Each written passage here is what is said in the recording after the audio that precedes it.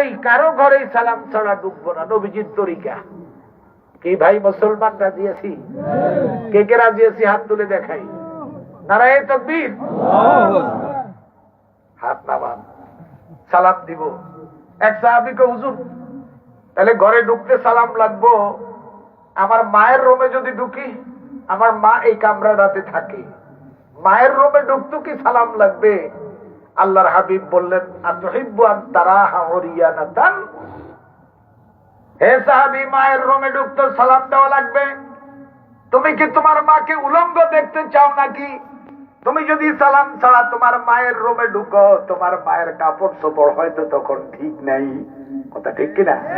সালাম দিলে মা মনে করবে আমার সন্তান আসতেছে, কাপড় চোপড় গুলি একটু ঠিক করে ফেলবে। কথা ঠিক কিনা? মায়ের আলাদা রুম আপনার যে বাসাতে আছে। বলে হুজুর আমরা মাকে কোনো রুম টুম দেই না, এরকম আছে না নাই?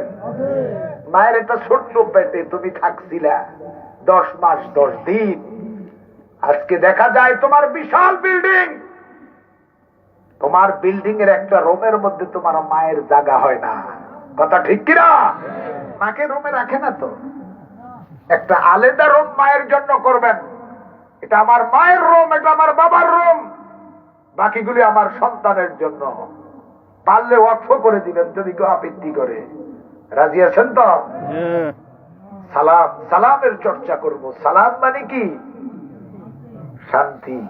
ওম শান্তি করলে শান্তি আসবে না, শান্তির মালিকের সাথে সম্পর্ক রাখতে হবে। শান্তির মালিক কে? শান্তির নবী আমাদেরকে শিক্ষা দিয়েছে, উম্মত তুমি সালাম দাও। এটার চর্চা করেন, এই সুন্নতটার। নতুবা কিয়ামতের দিন আফসোস করা লাগবে। প্রথম আক্ষেপটা হলো রাসূলের পথে কেন ছিলাম না। ওয়াদা করেন তো ষাটপুরের মুসলমানা, পার্শ্বস্থ এলাকার মুসলমানেরা, আজ থেকে আমি যতদিন বাঁচবো, যেখানে যাব, যাকেই দেখব, কোন মুসলিম সদস্য, তাদেরকে সালাম বিনিময় করবই করব। আবার একটু হাত তোলেন তো। নারায়ে তাকবীর। আগের মতো ষাটপুর মনে হয় নাই। এইভাবে তো তাকবীর এই গ্রামে হয় না। এই গ্রামের আল্লাহর শ্রেষ্ঠত্বের আওয়াজ তো আরো উদ্বেলিত কণ্ঠে হওয়ার কথা। এটা হুজুর শুধু শীতের কারণে, এটা নাকি? তাহলে একটা আওয়াজ দেন তো দেখি, আল্লাহ পাক আপনার ইমানি শক্তি কতটুকু রেখেছে। যারা আসতে পারে নাই তারা আসুক আর না আসুক, তারা যেন আফসুস করে না। অনেক মুসলমান উপস্থিত হয়েছে, তাদের কলজার মধ্যে একটা আফসুস। আজকের আলোচ্য বিষয় কি? আফসুস। কথা ঠিক কিনা? দুই হাত তুলবেন, মুরব্বীরাও তুলবেন। নারায়ে তাকবীর, নারায়ে তাকবীর। দিন ইসলাম, দিন ইসলাম, কোরআন সুন্নাহর আলো, কোরআন সুন্নাহর আলো। নারায়ে তাকবীর। আলহামদুলিল্লাহ। ভালো লাগছে না?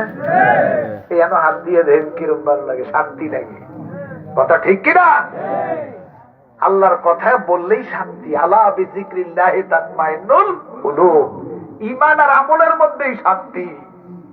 আল্লাহ রাসূল যখন মনে কোনো শান্তি আসতো, তখন নবীজি বলতেন, টেনশনে পড়লে আল্লাহ নবী বলতেন, আরিহনি ইয়া বেলাল, হে বেলাল আমারে শান্তি দাও।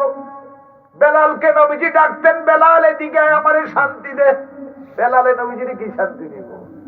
তার অর্থ হলো, বেলাল আযান দাও, হে বেলাল তুই আযান দে। আমি আমার মনিবের দরবারে যাই, মসজিদে যাই, আমার মনিবকে সেজদা দিলেই আমার কলিজার মধ্যে শান্তি এসে যাবে। সুবহানাল্লাহ। ইবাদতের মধ্যেই শান্তি, ইসলামের মধ্যেই শান্তি, ঈমানের মধ্যেই শান্তি। কথা ঠিক কিনা? আল্লাহ নবী বলছেন, কুররাতু আইনি আস-সালাহ, নামাজ আমার চোখকে ঠান্ডা করে দেয়। নামাজ আমার কলিজা, একটা আমল হলো নামাজ। আল্লাহ নবী বলছেন, নামাজ আমার কলিজাকে ঠান্ডা করে দেয়। নামাজ ছাড়া কোনো আমল আমার কলিজাকে এইভাবে ঠান্ডা করে না। আপনি একটু ভালো করে ওযু করে তারপরে নামাজ পড়ে দেখবেন আপনার অন্তরের মধ্যে অনেক শান্তি। কথা ঠিক কিনা? এই জন্য শান্তির মালিকের সাথে সম্পর্ক রাখবো। আজ থেকে বাড়িতে যাইয়েই প্রথম সালামের চর্চা করবো। রাজি আছি? ছোট্ট প্রকারে সালাম দিবেন। আপনার ছোট্ট নাতি অথবা ছোট্ট সন্তান, তাকে সালাম দিবেন, শিক্ষা দিবেন, সে সালাম শিখবে। বন্ধুরা আমার, কিয়ামতের দিন মানুষ প্রথম আক্ষেপ কেন করবে? কি জন্য? রাসূলের পথে কেন ছিলাম না। আমরা রাসূলের পথে চলবো, একটা সুন্নাহ আলোচনা হলো, সেটা কি? সালাম। দ্বিতীয় আরেকটা বলি, কথা কয় না আমার ভাইরা। খাওয়া দাওয়া করেন তো নাকি সারাদিন রোজা? সারা সময় খাওয়া দাওয়া প্রয়োজন আমাদের। আল্লাহর নবীও খাওয়া দাওয়া করতেন, এই জন্য কাফেরদের প্রতিবাদ করত।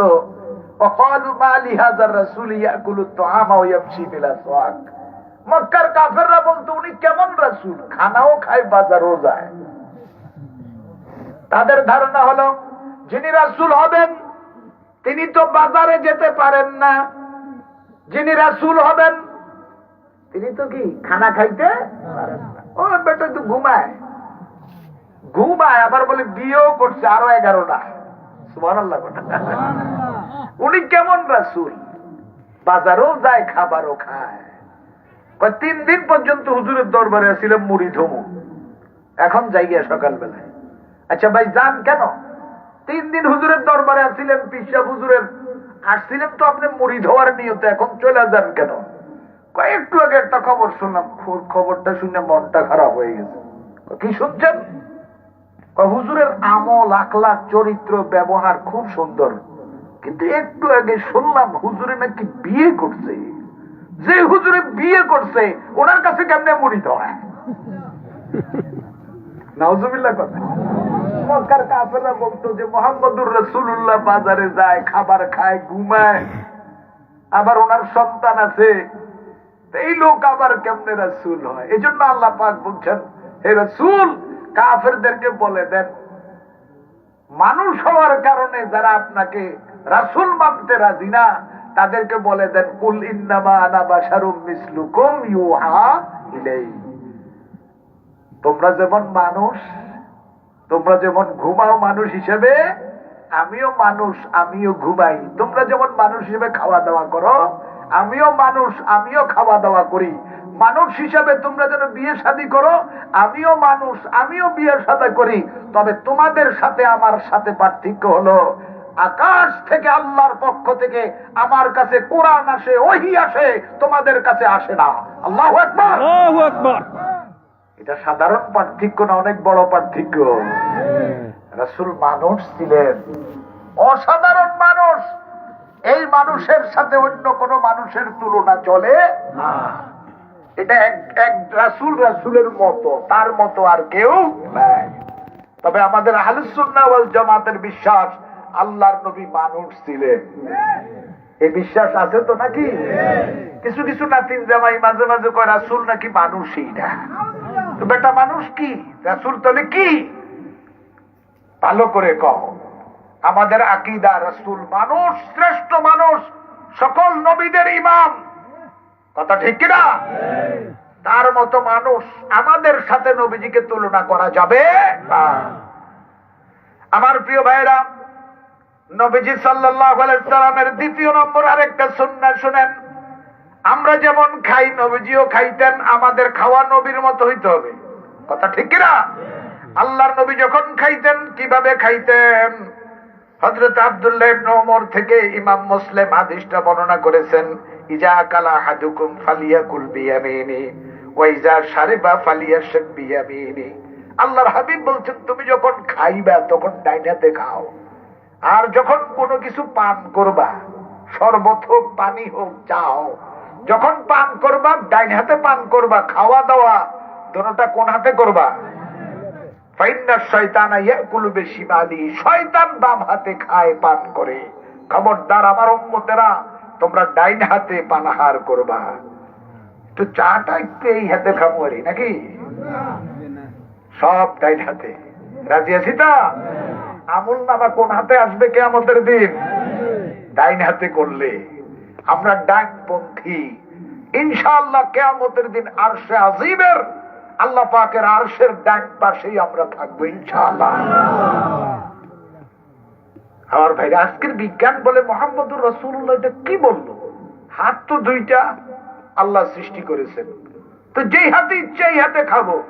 কিন্তু মোহাম্মদুর রাসূলুল্লাহ ডিফারেন্স কেন করলেন? পার্থক্য করে দিলেন। ডাইন হাতে খাও, বাম হাতে খেও না। আমি ডাইন হাতে খাই, তোমরাও ডাইন হাতে খাও। কেন তিনি এই ডিফারেন্স করলেন? বিজ্ঞান দোনো হাতকে পরীক্ষা করলো। সুবহানাল্লাহ। বৈজ্ঞানিকরা পরীক্ষা করে দেখলো, যখন বান্দা মানুষ যখন খাবার যিনি গ্রহণ করবেন, ডাইন হাতে যখন খাবার শুরু করে দেন, খাবারের মধ্যে যখন ডাইন হাতটা দেয়, তখন এই ডাইন হাতের মধ্যে করগুলির মধ্যে এক ধরনের আলোক রশ্মি থাকে। প্রত্যেকের হাতের করের মধ্যে আলোক রশ্মি আছে। ডাইন হাতের আলোক রশ্মি যখন খাবারের মধ্যে পড়ে, আপনি যেই খাবার খাবেন, আপনার ডাইন হাত থেকে যে আলোক রশ্মিগুলি খাবারের মধ্যে পড়বে, এই খাবারের মধ্যে যদি কোনো রোগ জীবাণু থাকে, ডাইন হাতের আলোক রশ্মি পড়ার সাথে সাথে রোগ জীবাণুগুলি মরে যাবে, ধ্বংস হয়ে যাবে। আর বাম হাতে যখন খাবেন, বাম হাতেও এক ধরনের আলোক রশ্মি আছে। বাম হাত দিয়া খেলে বাম হাতের আলোক রশ্মি যখন খাবারের মধ্যে পড়ে, এই খাবারের মধ্যে যদি কোনো রোগ থাকে, জীবাণু থাকে, জীবাণুটা আরো শক্তিশালী হয়। আল্লাহু আকবার, আল্লাহু আকবার। বৈজ্ঞানিকরা এটা ওই দিন আবিষ্কার করলো। আর বৈজ্ঞানিকদের পিতা মুহাম্মদুর রাসূলুল্লাহ সাল্লাল্লাহু আলাইহি ওয়াসাল্লাম অনেক আগেই বলছে, তোমরা কোন হাতে খাইবা? ডাইন হাতে। আমরা যতদিন বাঁচি কখনো আর বাম হাতে খানা খাবো না। কি ভাই, রাজি আছি? আল্লাহর নবীর সুন্নাত ছিল, খাবার যখন সামনে আসতো, মেজুনি খাইতে গেছেন অথবা বৌবাত অলিমা খেতে গেছেন, খাবার একটু সমস্যা হয়েছে, আর সকলে মিলে বললেন, এটা কি তৈরি করছে? লবণ কম দিছে, এত জাল দিছে, বাজে খাবার তৈরি করছে। নবীজি নিষেধ করছেন। হাদিস শরীফের মধ্যে আছে, খাবারটা কার রিজিক? আরো জোরে আল্লাহর হাবিব মাগাবান নবী সাল্লাল্লাহু আলাইহি সাল্লাম তুআমান কাতুন, আল্লাহর নবীর কাছে যদি কেউ খাবার পেশ করত, খাবার আনতো, আল্লাহর নবী কখনো খাবারের দোষ ধরতেন না। খাবারটা খারাপ, খাবারের মধ্যে ত্রুটি আছে, আল্লাহর নবী কোন খাবারের দোষ কখনো ধরতেন না। কাতুন কখনো ধরতেন না। ইনিস্তাহু আকালাহু, খাবারটা যদি নবীজির চয়েস মতো, পছন্দ মতো হতো, নবীজি খেতেন, আর অপছন্দ হইলে খেতেন না। কিন্তু খাবারের বদনাম আমার নবী করতেন না। কারণ খাবারের বদনামি করলে খাবারের দাতা যিনি রাজেক, তার বদনামি হয়ে যায়। কথা ঠিক কিনা? এই জন্য আমরাও খাবারের বদনামি করব না। এই ব্যাপারে আমি আর বলবো না। খাবার যখন শুরু করব, মাঝখান দিয়ে খাবো না। হাদিসের মধ্যে আছে, খাবারের মধ্যে বরকত নাযিল হয় মিন ওয়াসাতিহা। আপনি যে প্লেটের মধ্যে খাইতেছেন, এই প্লেটের মাঝখানে আসমান থেকে আল্লাহ পাক বরকত নাযিল করতে থাকে। সুবহানাল্লাহ। এই জন্য নবীজি বলছেন, কুলু ফিল কাসআতি মিন জাওয়ানিবিহা। তুমি যখন প্লেটের মধ্যে খাইবা, এক পাশ, এই এক পাশে ডান পাশ দিয়া খাবার শুরু করবা। কিছু মানুষ আছে পাগলের মতো মাঝখান দিয়ে শুরু করে। নবীজির তরিকা হলো কোন পাশে খেতে হবে? কারণ মাঝখানে বরকত নাযিল করে কে? আল্লাহ। আল্লাহর নবী বলছেন, যখন তুমি কোসার মধ্যে খাইবা, খাওয়ার পরে লেহন করবা। লেহন চিনেন তো? কি করবা? চেটে খাইবা। কারণ ওইটার মধ্যে পুরা বরকত, খাবারের পুরা বরকত শেষ অংশের মধ্যে আল্লাহ পাক রেখে দেয়। আল্লাহর নবীর একটা পাত্র ছিল কোসা। আল্লাহর নবীর একটা বড় পাত্র, কোসার ভিতরে বলে তাহমিলু আরবাতুল জাল। আল্লাহর নবীর খাবারের পাত্রটা এত বড় ছিল, এটা এক জায়গা থেকে আরেক জায়গায় বহন করতে 4 জন শক্তিশালী পুরুষ লাগতো। কত বড় ছিল? খেজুর গাছের গোড়া আছে না, খেজুর গাছের গোড়া, এটাকে পরিপাটি করে শোধন করে একটা প্লেট বানিয়েছেন মুহাম্মদুর রাসূলুল্লাহ। হ্যাঁ, তারপর এটার মধ্যে অনেক সাহাবীরা খাইছেন। এখন তাবলীগ জামাতের মধ্যে আপনি যদি কখনো যান, এরা যখন খাবার খায় তখন কি করে সকলে? তাবলিগ জামাতের কোন মাসলার সাথে আপনার বিরোধ থাকতে পারে, এটা ইসলামের প্রাইমারি স্কুল। তাবলিগকে আমি ইসলামের প্রাইমারি স্কুল বলি, কিন্তু ইহুদির এটাকে 2 ভাগ করে দিছে। কথা ঠিক না? ইহুদির এটাকে 2 ভাগ করছে। বাংলাদেশের মাওলানার এক দল হয়েছে, আরেক দল আরেক দিকে দিছে। এটা ইহুদিরা করছে। এটা ইসলামের প্রাইমারি স্কুল। আপনি যদি তাবলিগে যান, ওযু শিখতে পারবেন, ওযুটা সুন্দর করে তারা শিখাবেন, সেজদাটা কেমনে দিবেন, রুকু কেমনে দিবেন তারা শিক্ষা দিবে। আমরা এটা ইসলাম থেকে এই দলকে বের করি না, আর ইসলাম থেকে বের করার অধিকারও আমাদের নাই। এখন সৌদি আরব থেকে এক ফতুয়া মাইরা দিছে, তাবলিগ বাতিল দল। সৌদি আরব থেকে ফতুয়া একটা দিলে আমরা মনে করব এটা বাতিল নাকি? এই যে গান বাদ্য হইতেছে সৌদি আরবে, নর্তকীরা নাচতেছে, নাইট ক্লাব চলতেছে সৌদি আরবের বর্তমান সরকারের আমলে। তোমরা যারা মসজিদে খুতবা দাও, ওয়াজ করো, মাওলানারা এই সমস্ত ধর্মীয় ফতুয়ার আগে ওইগুলির বিরুদ্ধে ফতুয়া দাও, 2-1 দিনও টিকবে না, জেলখানায় ঢুকাই দিবে। কথা ঠিক কিনা? আল্লাহর ওয়াস্তে বাদ প্রতিবাদ বাদ দেন। মুসলমানরা অমুসলিম নয়, খ্রিস্টান নয়, ইহুদি নয়। আমল কম হইতে পারে, আরেক পীরের মুরিদ হইতে পারে, আরেক মাযহাবের হইতে পারে, আমরা সবাই এক হওয়া সময়ের দাবি। কথা ঠিক কিনা? এক যদি না হোক, বাইকটা লাইব, বাইকটা দিব। ইহুদিদের পরিকল্পনা বড় মারাত্মক। এই একটা বাচ্চা কি জানি সেদিন কইল, একটু কি জানি একটা কিতা কয়ে লাইছে রে, মুখ দিয়ে ফসকায় কয়ে লাইছে। এটার বিরুদ্ধে বাংলাদেশের বড় বড় স্কলাররা কথা বলতেছে। আমার ছাত্র ভুল করছে, আমি ডেকে বলবো, এই বেটা এই ভুল তুমি কেন করলে, সংশোধনী দিব। কিন্তু আমরা হাতারে হিরু সাজাইতেছি বাংলাদেশের মধ্যে। কথা ঠিক কিনা? না, এটা ঠিক না। আলেমদের ভুল হলে ছোট হোক বড় হোক সংশোধনী দিতে হবে। টেলিফোনের ব্যবস্থা আছে, টেলিফোনে বলতে হবে যে নিশ্চন্দপুর মাদ্রাসার মুহাদ্দিস সাহেব হুজুর, সাতপুরে আপনার ওয়াজটা কি ঠিক হয়েছে, এই রেফারেন্সটা কি ঠিক হয়েছে, আমার বুঝার একটু ভুল, মেহরবানি করে আপনি বলে দেন। কথা ঠিক কিনা? আল্লাহ যেন মুসলমানদেরকে এক হওয়ার, আমাদের কলজাটারে আল্লাহ পাক যেন বড় করে দেয়। আমিন কন্যা। কলজা যদি বড় হয়, আমরা যদি একটু বড় হইতে পারি, মানসিকতা বড় করতে পারি, তাহলে অমুসলিমরাও আস্তে আস্তে ইসলাম ছাড়া আর কোন উপায় নাই। আসলে আল্লাহর কসম নাই। কথা ঠিক কিনা? কারণ ইসলামের মধ্যে কি পুরা শান্তি নিহত। আপনারা তো জানেন না, মুসলমানের ঘরের মুসলমান হইছেন, আমেরিকা ব্রিটেনের খবর জানেন, দেখেন হাজার হাজার খ্রিস্টান দলে দলে ইসলাম গ্রহণ করতেছে। আমার ভাইরা, আমি আর অন্যদিকে যাব না, একটু খাবার সম্পর্কে বললাম আর সালাম বললাম, 2টা বললাম। আমরা এই 2টা মানবো, রাজি আছি তো? এরকম নবীজির সুন্নাত রাস্তাতে আছে না নাই? হাঁটার সময় সুন্নত আছে না নাই?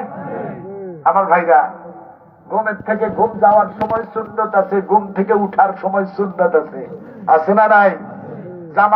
জামা কাপড় পরার সুন্নত আছে, আবার খোলার সুন্নত আছে, আছে না নাই? আমার ভাইরা, কিয়ামতের দিন জালেম যারা, অত্যাচারী যারা, তারা প্রথম আক্ষেপ করবে, وَيَوْمَ يَعَضُّ الظَّالِمُ عَلَى يَدَيْهِ يَقُولُ يَا لَيْتَنِي اتَّخَذْتُ مَعَ الرَّسُولِ سَبِيلًا। আমরা কেন আফসোস, আমরা রাসূলের পথে কেন ছিলাম না। যদি শান্তি চাই আখিরাতে, পরকালে হাসরের মাঠে নিরাপত্তা চাই, সফলতা চাই, মুক্তি চাই, জান্নাত চাই, তাহলে গ্যারান্টি হলো রাসূলের পথে থাকতে হবে। আল্লাহ পাক যেন আমাদেরকে তৌফিক দেয়। আমিন। আরো জোরে কর আমিন। বস শেষ করে দিই, বলবো না একটু? তাহলে উঠতে দিবেন না, যারা পাশে আছে তারা ধরে রাখবেন। বলে হুজুরের এই চর্ম রোগ আগেও আছে, আমরা জানি। মাহফিলের সময় কেউ উঠতে গেলেই হুজুর এটা সহ্য করে না। আমার ভাইরা, 2 নম্বর আক্ষেপ, আফসোস, যুবকেরা ভালো করে কান লাগান তো। ইয়া ওয়াইলাতা লাইতানি লাম আত্তাখিজ ফুলানান খালিলা। সেদিন কিছু মানুষ আক্ষেপ করবে, দুনিয়ার মধ্যে অমক অমককে কেন খলিল বানাইলাম, অমক অমককে কেন বন্ধু বানাইলাম। তাদেরকে যদি বন্ধু না বানাইতাম কত ভালো হইতো। আপনার বল্টু, এই স্ক্রু বল্টুর কারণে আপনি জাহান্নামে যাবেন। আমার ভাইরা, অনেক বেনবাজি বন্ধু, নেশাখোর বন্ধু আমাদের আছে, কথা ঠিক কিনা? আমার ভাইরা, মানুষ আক্ষেপ করবে, কেন অমক অমককে বন্ধু বানাইলাম? তারে বন্ধু বানানোর কারণে আজকে তো আমরা জাহান্নামে যাচ্ছি। তারে যদি দুনিয়ার মধ্যে বন্ধু না বানাইতাম, সে তো আমারে মদে আসক্ত করেছিল, সে তো আমাকে মসজিদ থেকে বিরত রাখছিল, সে তো আমাকে ইসলাম বিরোধী কার্যকলাপে উৎসাহিত করেছিল। আমি কেন তারে বন্ধু বানাইলাম? তারে যদি বন্ধু না বানাইতাম, আজকে আমার আক্ষেপ করা লাগতো না।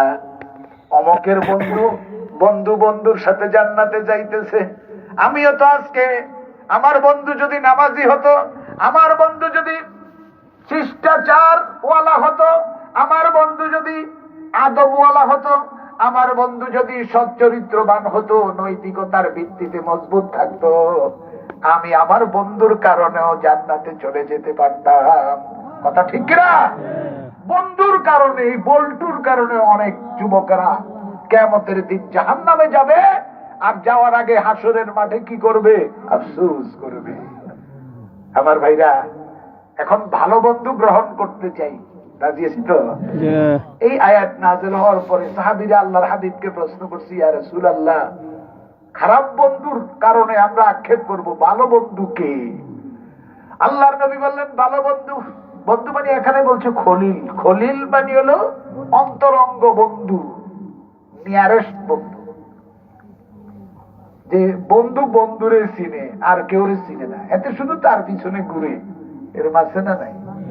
কথা বলেন, আছে না নাই? এটারে কয় খলিল। নবীদের মধ্যে একজন খলিল ছিল, নাম কি? ইব্রাহিম খলিলুল্লাহ।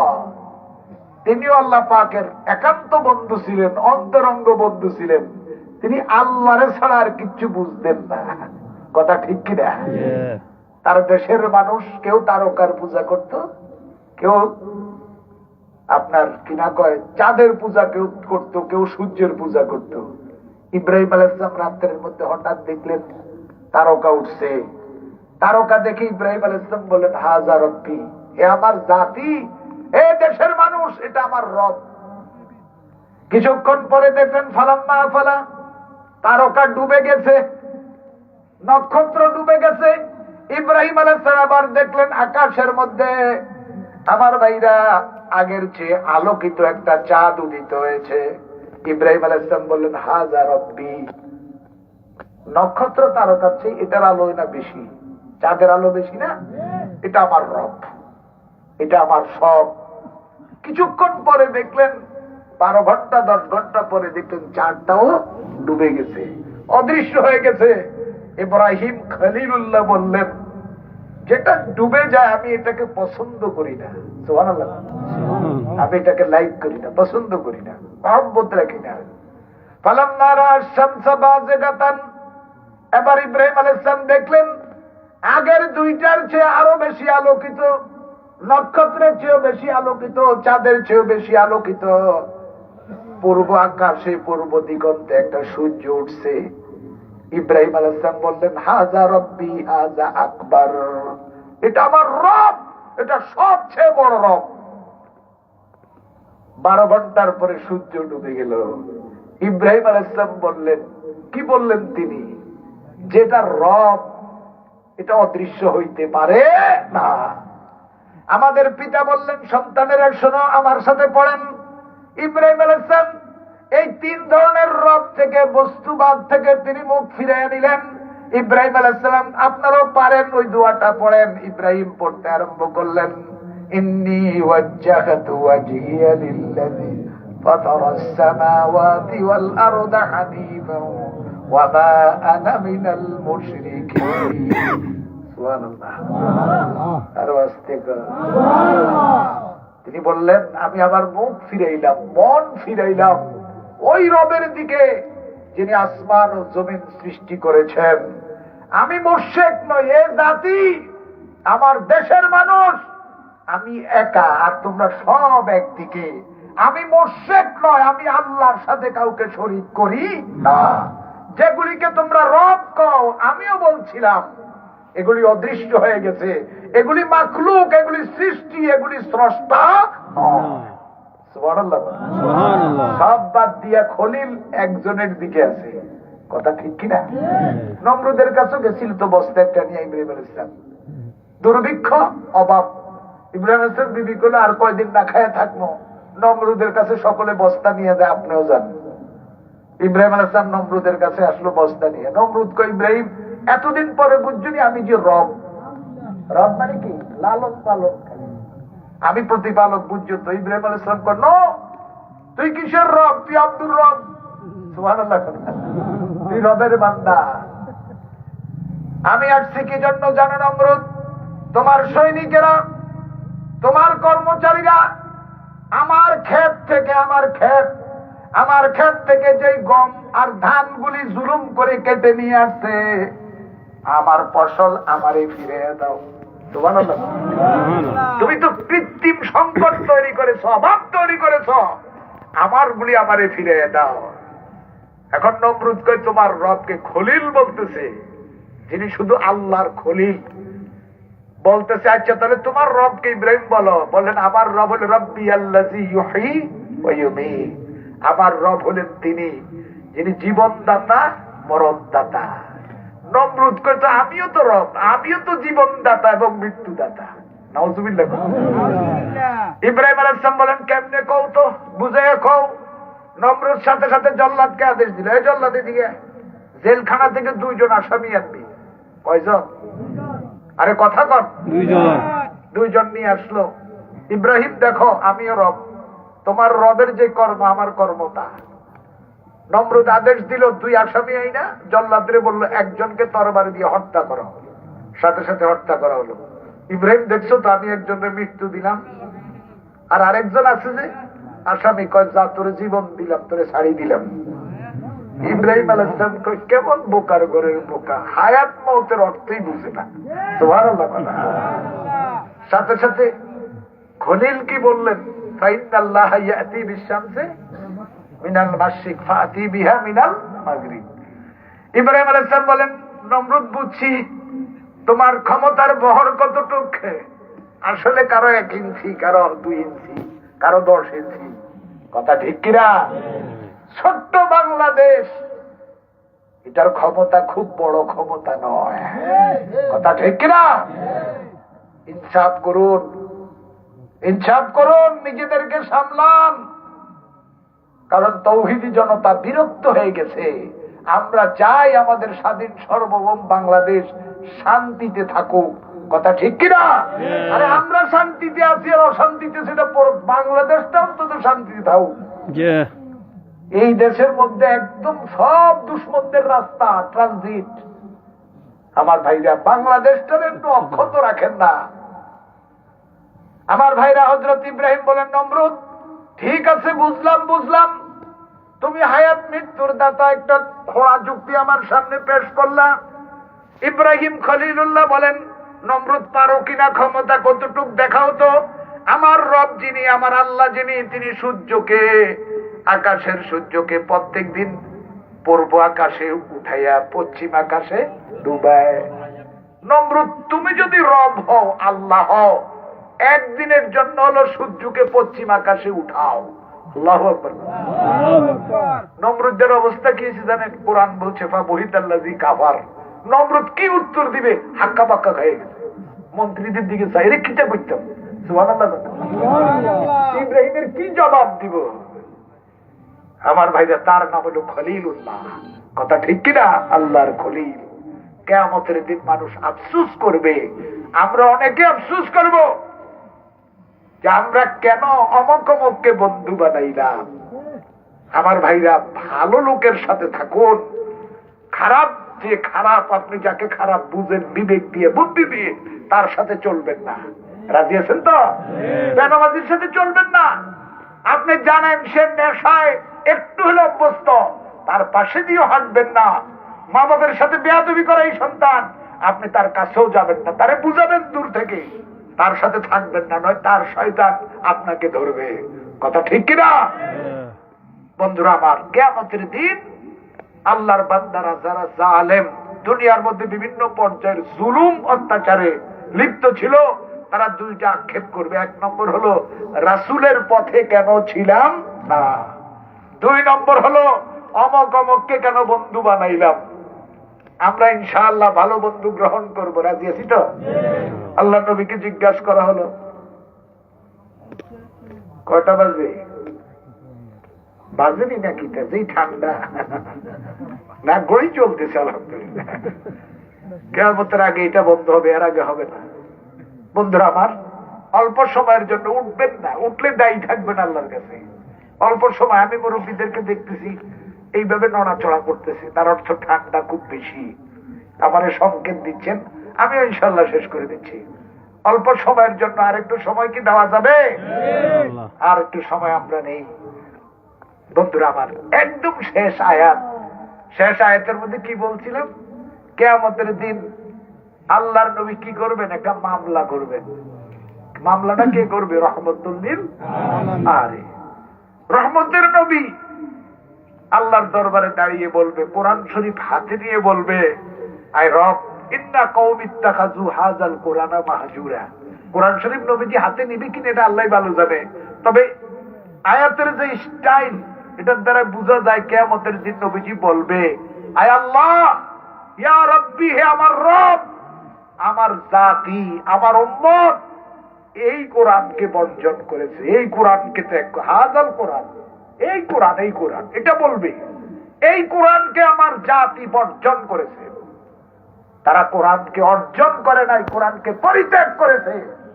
তাদের শিক্ষানীতির মধ্যে কোরআন নাই, পারিবারিক জীবনে কোরআন নাই, ব্যক্তি জীবনে কোরআন নাই, রাষ্ট্রীয় নীতিতে কোরআন নাই। কথা ঠিক কিনা?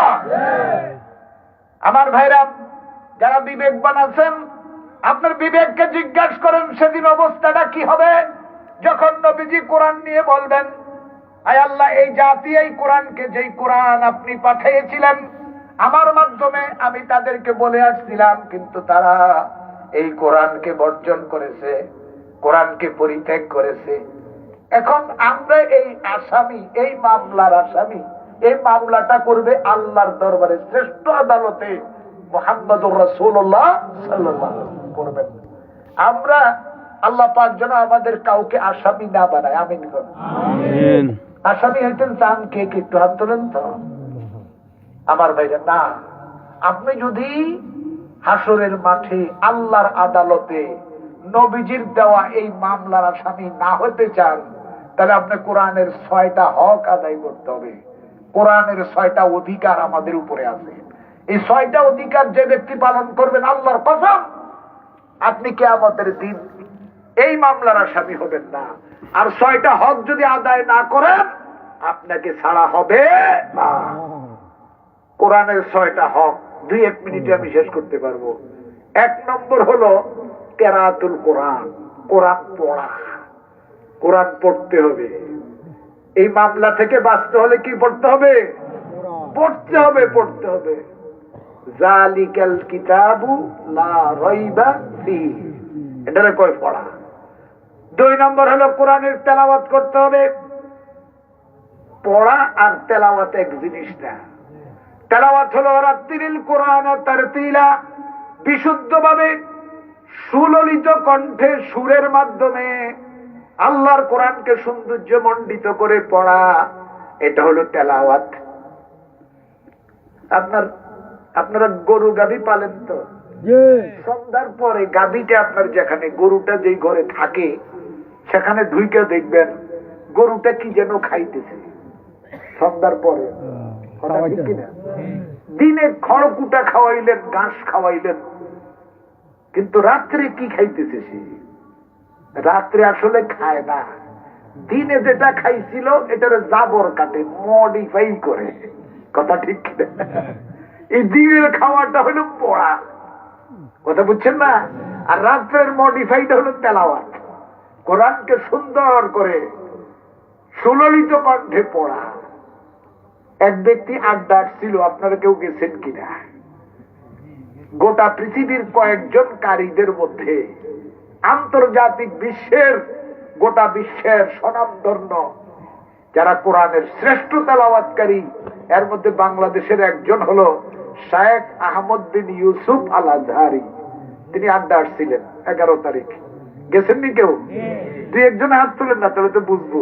আলহামদুলিল্লাহ। মানুষ কি কান্না কাঁদছে ওই দিন, কি আবেগ ছিল মানুষের। এইটা 11 তারিখ চলতি মাসের। শায়েখ আব্দুর রহমান, শায়েখ আহমদ বিন ইউসুফ যখন কোরআন তেলাওয়াত করছিল, আমি তার পাশে বসা, আমি আমাকে ঠিক রাখতে পারি নাই। আমার মনে হচ্ছিল কোরআন বুঝে আবার নতুন করে নাযিল হচ্ছে। এক ব্যক্তির কোরআন শুনে একজন কারি সাহেবের, আন্তর্জাতিক বিশ্বের শ্রেষ্ঠ রত্ন কারি বাসেন, তার কণ্ঠ থেকে আল্লাহর কোরআনের তেলাওয়াত শুনে 7,000 মুসলিম ইসলাম গ্রহণ করেছে। নারায়ে তাকবীর। এটা হলো তেলাওয়াত। আমার বন্ধুরা, আমরা মামলার আসামি যারা হতে চাই না, তারা কোরআন পড়তে হবে। আরেকটা হলো কোরআন তেলাওয়াত করতে হবে সুললিত কণ্ঠে। দ্বিতীয় নম্বর হলো দেরাসাতুল কোরআন। প্রথম হলো কেরাতুল কোরআন, দ্বিতীয় নম্বর হলো তেলাওয়াতুল কোরআন। তৃতীয় নম্বর হলো দেরাসাতুল কোরআন। অর্থ সহ কোরআন পড়তে হবে, অর্থ সহ। অন্তত নামাজের মধ্যে যে সূরাগুলি আমরা পড়ি, এগুলির অর্থ পড়ব ইনশাআল্লাহ। 4 নম্বর হলো আমালুল কোরআন। কোরআন অনুযায়ী জীবন করতে হবে, কোরআন অনুযায়ী আমাদের জীবনের ওয়ার্ক, কাজগুলি করতে হবে, আমল করতে হবে। কোরআন যা বলে তা আমরা মানতে হবে ইনশাআল্লাহ। রাজি আছি তো? 5 নম্বর হলো তাদাব্বুর বিল কোরআন। কোরআন নিয়ে গবেষণা করতে হবে। এটা আমাদের কাজ না, এটা স্কলারদের কাজ। কোরআন নিয়ে গবেষণা করা, আধুনিক বিশ্বের নতুন সমস্যার সমাধান কোরআন থেকে বের করা, এটা যারা ইসলামী স্কলার তাদের কাজ। আমরা এক স্কলারকে বাংলাদেশের থেকে ধাক্কায় বের করে দিলাম। কালকে দেখলাম এই স্কলার মদিনার একজন বড় শায়েখ ধনাঢ্য ব্যক্তির ঘরে তাকে সংবর্ধনা দেওয়া হচ্ছে গতকালকে মদিনায়। সুবহানাল্লাহ। মক্কার বড় বড় ইমামরা, কাবা শরীফের বড় বড় ইমামরা তাকে সংবর্ধনা দিয়েছে, তাকে শুভেচ্ছা জ্ঞাপন করছে। আমি মনে করছিলাম সরকারের জন্য একটা বিশেষ সুযোগ, যেহেতু এই মাওলানা শুধু বাংলা জানে না, আরবি জানে না, উর্দু জানে না, এমন সুন্দর ইংলিশ বলতে পারে যেটা গোটা পৃথিবী অবাক। ঢাকা ইউনিভার্সিটির ইংরেজি ডিপার্টমেন্টের টিচাররাও ওর ইংরেজি দেখে এতিমের মতো তাকায় থাকে। কথা ঠিক কিনা? সরকারের জন্য কত সুন্দর ব্যবস্থা ছিল। তাকে গোটা পৃথিবীতে বাংলাদেশের পক্ষ থেকে একজন শান্তির দূত হিসেবে নিয়োগ দেওয়া উচিত ছিল। কথা ঠিক কিনা? আপনারা কি আমার সাথে একমত না? কিন্তু তাকে আমরা প্রত্যাখ্যান করলাম। সে আমাদের বিশাল সম্পদ। বাইরে যাওয়ার পরে আমরা দেখলাম তার কত মূল্যায়ন। তারাই যারা এই ধরনের স্কলার যারা আছে গোটা পৃথিবীতে, তারা কোরআনকে গবেষণা করবে, তাদাব্বুর বিল কোরআন। শেষটা হলো 6 নম্বর তালিমুল কোরআন। কোরআনের শিক্ষা ব্যবস্থাকে মজবুত করতে হবে। রাজি আছি? কথা বলেন, রাজি আছি? কোরআনের শিক্ষা ব্যবস্থার বিরোধিতা করে লাভ নাই। ওই দিন 1 মাস হয় নাই, হেরেম শরীফে কোরআন প্রতিযোগিতা হয়েছে অনেকগুলি রাষ্ট্রের। সেখানে সেকেন্ড হয়েছে আমাদের কুমিল্লার শেহাবুদ্দিন। সুবহানাল্লাহ। এদের একটা ছেলে, স্বাস্থ্য ভালো, শেহাবুদ্দিন সেখানে সেকেন্ড হয়েছে। ইতিপূর্বে বাংলাদেশের নাজমুস সাকিব ফার্স্ট হয়েছে, জাকারিয়া ফার্স্ট হয়েছে। বাংলাদেশের ছেলেরা কোরআন যেখানে নাজিল হয়েছে যে দেশে, ওই দেশের প্রতিযোগিতায় যায় তারা ফার্স্ট হচ্ছে। সুতরাং কোরআনের শিক্ষা ব্যবস্থার বিরুদ্ধে ফতুয়া দিয়ে আর কাজ হবে না। মাদ্রাসা শিক্ষার বিরুদ্ধে করে আমাদের কোনো লাভ হবে না। যারা করতে চায় তারা ব্যর্থ হবে। আমরা আমাদের পাড়ায় মহল্লায় আমাদের সন্তানদেরকে তালিমুল কোরআন, কোরআন শিক্ষার ব্যবস্থা করব। নুরানি মাদ্রাসাগুলি, আলিয়া মাদ্রাসাগুলি, কওমি মাদ্রাসাগুলি মজবুত করব।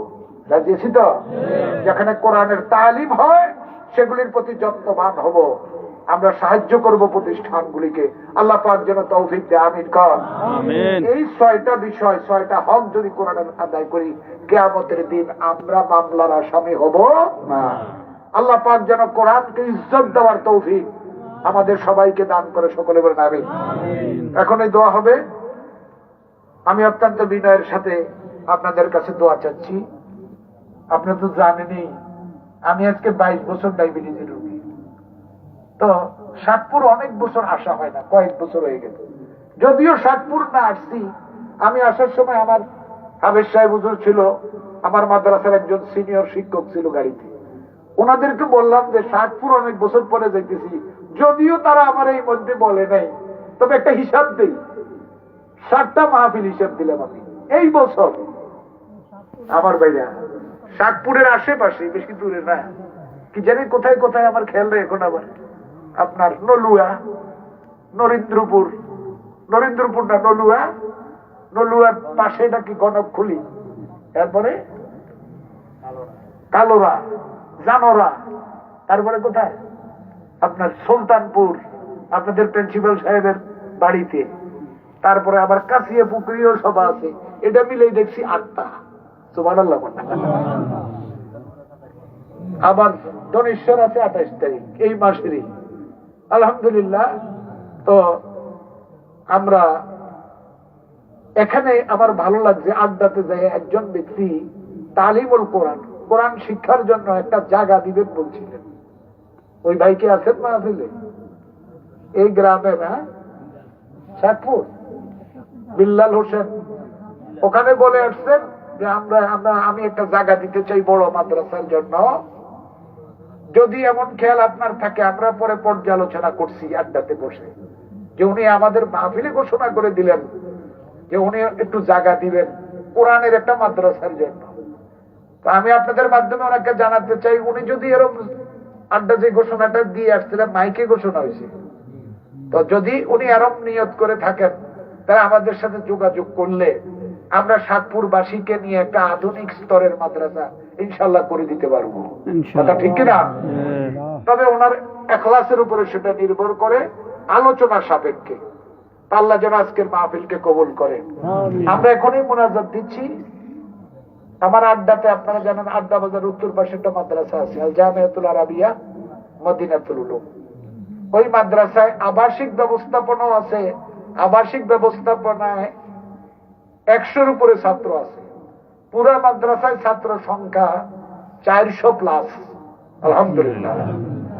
আপনাদের সন্তানকে যদি আপনারা ওখানে দিতে চান, আমরা যত্নের সাথে সেবা যত্ন করব, তাদের তালিমের ব্যবস্থা করব, যেহেতু আবাসিক ব্যবস্থা আছে। তো পরিশেষে মুনাজাতের আগে মসজিদ